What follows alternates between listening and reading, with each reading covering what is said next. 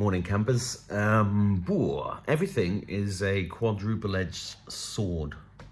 What do I mean by that? Well, one of the things that the Cabal has used against humanity over the last century at least is to create huge events that achieve multiple objectives. So if you look at 9/11, for example, what happened there? They blamed a load of people that couldn't fly Cessnas for flying into the Twin Towers. They found passports on the street. I mean, really? They blew up Tower 7, and the BBC reported on it 20 minutes before it happened, which was the smoking gun that should bring down the BBC if Jimmy Savile was not enough.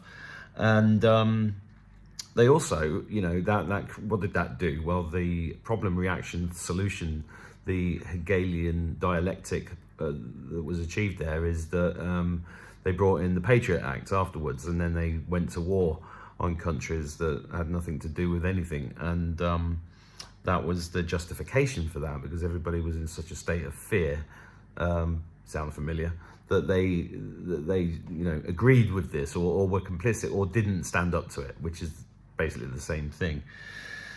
And and also, of course, the trillions of dollars that were missing from the budget that Donald Rumsfeld, who killed more people, by the way, with aspartame than he ever did as defense secretary, had talked about the day before 9/11 happened. So that's just one example of like multiple objectives being achieved with one event. And there was an interesting post by AJ Roberts today on X talking about all these illegal immigrants that have been flown in and trained and taken to the gym and fed and everything else in hotels all over the country.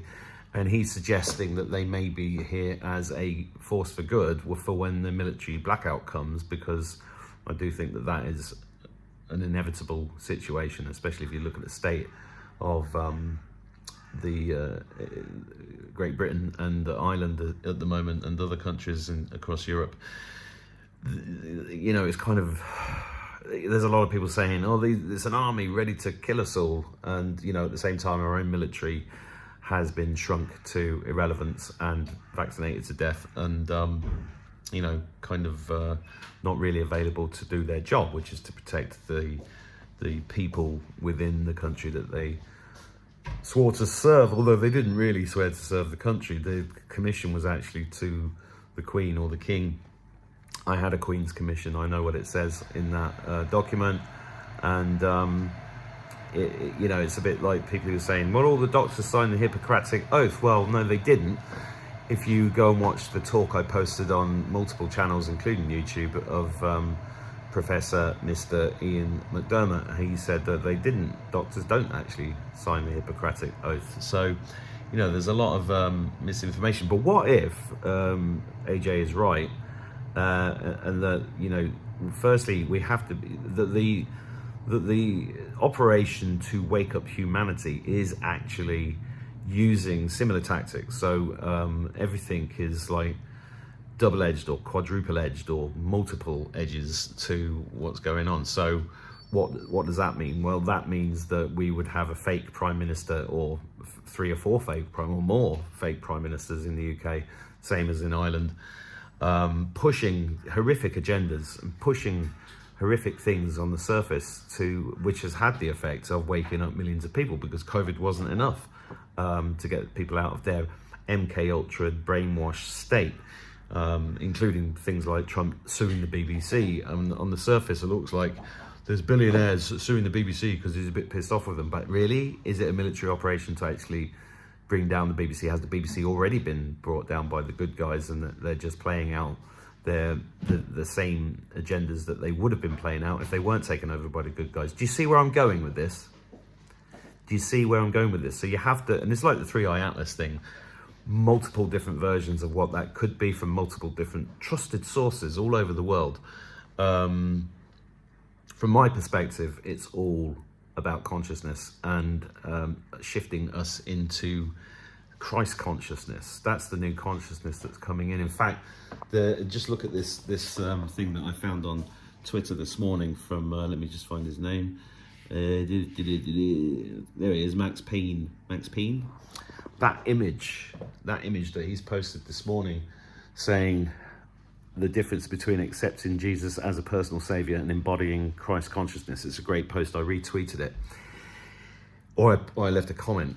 That picture is exactly what I saw as a vision about 7 to 10 days ago.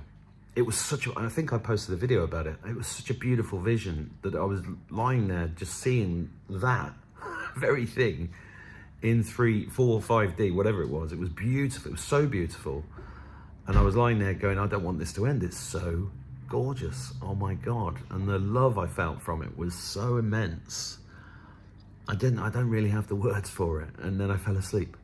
And it wasn't a dream, it was a vision. There's a difference between a dream and a vision.